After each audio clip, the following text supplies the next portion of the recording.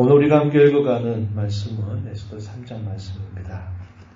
2장의 말미 2장 19절 이하에서부터 20절 마지막 부분에 어떤 내용이 소개가 되냐면 예전에 왕을 시해하려고 했던 음모를 모르드게라고 하는 사람이 그것을 잘 방어해서 왕의 생명을 구한 일이 있었는데 그것이 궁중일기에는 기록이 되었지만 그에 대한 아무런 보상이 있지 않았다. 이렇게 소개가 됩니다.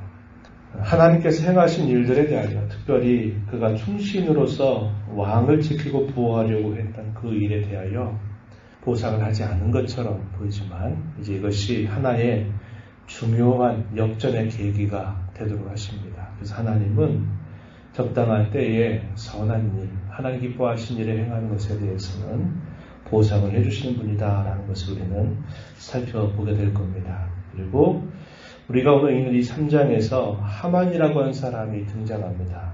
이 하만은 어디 출신이냐? 아말렉 족속에 해당됩니다. 이 아말렉은 에서의 후손이죠. 그런데 이스라엘 백성들에 대해서 아주 깊은 적대감을 가지고 있었던 족속입니다. 그래서 이 아말렉과는 영원히 대적 관계에 놓이게 된 것을 이야기해 주었어요. 이 아각 사람은 아말렉 족속의 왕명과 관계된 이름입니다. 그래서 이 하만은 아말렉의 왕족 출신의 사람이에요. 그런데 이 사람이 이 바사나라 여기에서 높은 관직을 얻게 되었다고 이야기합니다. 아하스웨로 왕이 이 하만의 지위를 대단히 높여서 왕 다음의 지위까지 이 사람을 높여주게 돼요. 우리가 앞에서 읽었던 대로 에스더라고 하는 여인은 모르드게의 지도를 받아서 마침내 이 아하스웨로 왕의 왕후가 되는 자리를 차지하게 되고 이 하만이라고 하는 사람은 왕 지위 다음에 높은 관직에 오르게 됩니다. 두 사람이 다 기회를 받게 돼요. 그 기회가 어떻게 되느냐 하는 것이 이 이야기의 결말 속에서 나타납니다.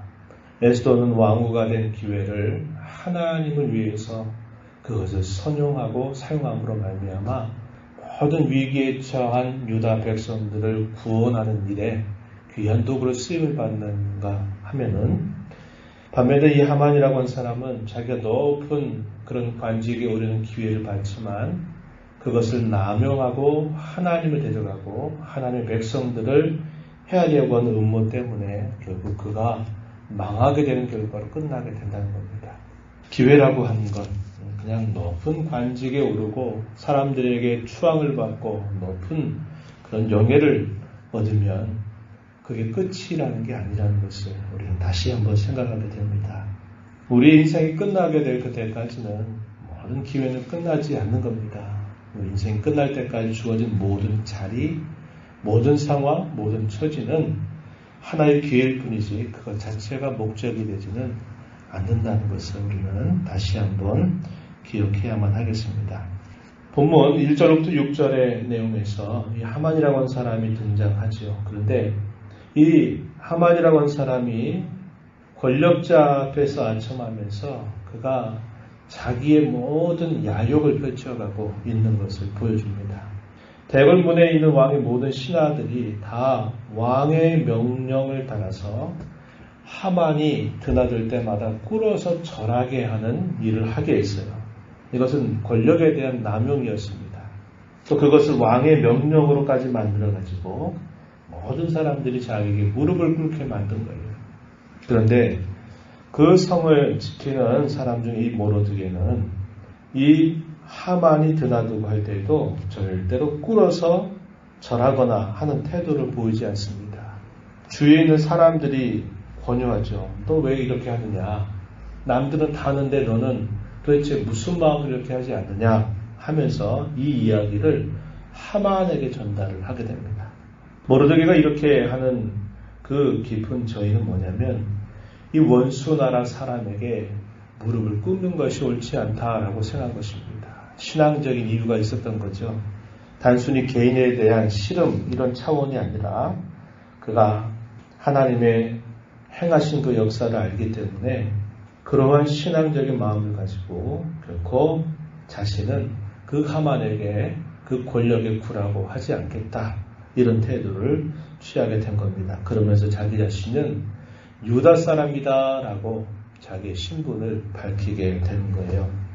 이 일이 하만에게 알려지게 되면서 이 하만이 분노를 하게 되죠. 그리고 나서 이 하만의 생각에는 이 모르드게 한 사람을 죽이는 것만으로는 성이 안 찬다 생각하고 이제 이 아하수에로 온 나라에 있는 유다인들을 한꺼번에 다 진멸하겠다라고 하는 이런 악한 생각을 하게 됩니다.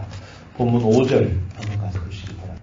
하만이 모르드게가 무릎을 꿇지도 아니하고 절하지도 아니함을 보고 매우 노하더니 그들이 모르드게의 민족을 하만에게 알림으로 하만이 모르드게만 죽이는 것이 부족하다고 생각해서 아하수에로 온 나라에 있는 유다인 곧 모든 모르드게의 민족을 다 멸하고자 하더라. 이것은 자기가 받은 그 권력을 아주 남용하는 악한 생각을 하게 된 겁니다. 어떻게 보면 사탄의 앞자리 노릇을 하게 된 것이죠. 그런 음모를 꾸미게 된 겁니다. 그러면서 이 하만이 어떤 모략을 꾸미게 되냐면 제비를 뽑아서 유대인들을 한꺼번에 진멸할 한 날을 정하게 됩니다. 이때 이 제비를 뽑았던 때가 언제냐면 1월 13일에 표현되어 있어요. 1월 13일에 이것을 하게 됩니다.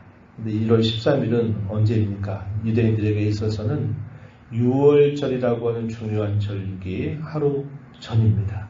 그때 제비를 뽑는데 12월 13일 날에 그날에 바로 이 유대인들을 한꺼번에 다 죽이는 그런 날을 정하고서 이제 조서를 내리려고 합니다. 이 조서를 내리려고 하는데 어떻게 하냐면 왕에게는 이롭게 한다라고 하는 명분을 내세워요. 그리고서는 깊은 저희 속에는 뭐냐면 유다인들을 다 진멸하겠다 하는 이런 의도를 가지고 왕에게 나아가서 말합니다. 8절 한번 가서 보시면 이렇게 말해요. 하만이 아하수에로 왕에게 아뢰되 한 민족이 왕의 나라 각 지방 백성 중에 흩어져 거하는데 그 법률이 만민의 것과 달라서 왕의 법률을 지키지 아니하오니 용납한 것이 왕에게 무익하니이다. 9절에 이어서 보면 왕이 옳게 여기시거든 조서를 내려 그들을 진멸하소서. 내가 은 1만 달란트를 왕의 일을 맡은 자의 손에 맡겨 왕의 금고에 드리리이다.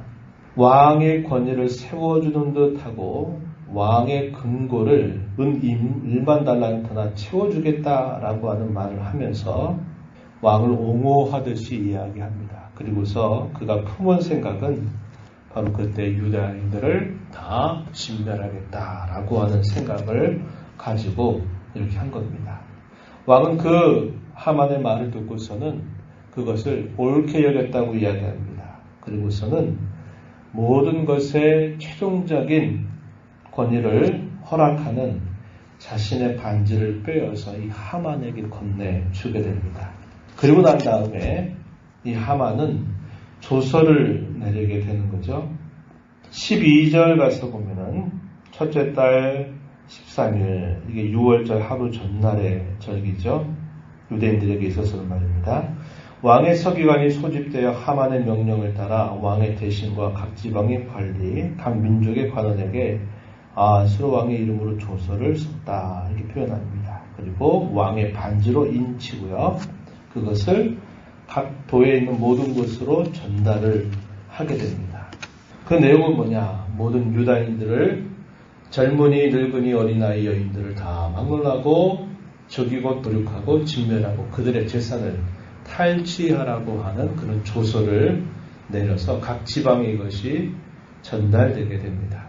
이 소식이 알려지게 되니까 그곳에 있는 많은 유다인들의 마음속에는 두려움이 엄습하게 되고 이 수산석은 굉장히 어지러운 그런 형편에 처하게 됐다고 알려주고 있습니다. 우리가 오늘 읽은 이 말씀을 통해서 우리가 분명하게 생각하는 것은 하나님께서는 분명히 자기 백성들을 돌보신다고 하는 것을 우리가 기억해야 한다는 겁니다. 하만의 모략보다 더 뛰어난 하나님의 모략이 여전히 자기 백성들과 함께 한다는 것을 우리는 알게 될 것입니다. 그리고 이 모르드게는 신앙의 절개를 지키려고 하다가 아주 큰 위기에 봉착하게 됩니다. 이 신앙의 절개를 지켜가다가 어떤 위기를 봉착한다 하더라도 하나님께서 언제나 그의 편에 함께 하셔서 그를 지키시고 인도하신다는 것을 우리는 굳게 신뢰해야 합니다. 우리가 이 세상 가운데 살아가면서 하나님을 섬기는 일에 있어서 하나님의 뜻에 있어서 세상 사람들이 모른다 그래서 그것을 모른 척하거나 굽혀 사는 자세보다는 우리에게 알려주신 하나님의 분명한 뜻을 믿지 않는 사람들 앞에서도 그것을 펼쳐나가고 그것을 따라간 것이 우리 신앙인들이 해야 될 마땅한 본분임을 잘 기억하면서 이 한 주간 흩어진 교회로 살아가는 저와 여러분의 삶 속에서 신앙으로 의연하게 또 한 주간을 보내게 되기를 바라고 신앙으로 지켜야 될 것은 잘 지켜나가는 저와 여러분의 삶이 되길 바랍니다. 하나님께서 우리의 삶에 언제나 함께 하셔서 우리를 돕고 계시다고 하는 사실들을 또 체험하고 경험하는 복된 하루, 복된 한 주간의 삶이 되기를 축복합니다. 하나님 아버지, 이 새벽 시간에도 저희들을 불러주셔서 오늘 하나님 앞에 찬양을 드리며 말씀에 귀를 기울이며 기도하며 또 이 하루 이 한 주간을 살아가게 해주셔서 감사드립니다. 에스더의 이야기를 통해서 신앙의 절개를 지켜가려다가 더 큰 위기를 만나게 됩니다. 그럼 그것이 잘못된 일인가 하는 생각이 우리에게 들 수 있지만 신앙 때문에 당하는 위기 가운데 하나님 언제나 그러한 사람의 편이 되어주셔서 언제나 돌보시고 이끄신다는 것을 우리가 이 이야기를 통해서 살펴보게 됩니다. 세상 가운데 흩어져 살아가는 저희들의 삶 속에서 이 세상에 살지만 이 세상에 속한 자가 아니라 하나님의 나라에 속한 자요 하나님 나라를 살아가는 자임을 기억하고 하나님의 선명한 뜻에 대하여서는 절개를 잘 지켜나가는 저희들의 삶이 되게 하시고 타협하지 않게 하시고 의연하게 믿음에 따라 말하고 살아가는 저희들의 삶이 되도록 주장하여 주시옵소서. 이 시간에도 은혜의 보좌 앞에 나와서 나라와 민족을 위해서 또 교회를 위해서 우리 자신을 위해서 어려움 가운데 처해져 있는 모든 사람들을 위해서 기도하는 간구의 소리를 들어주시고 응답해 주시기를 간절히 바라며 예수님 이름으로 기도하옵나이다. 아멘.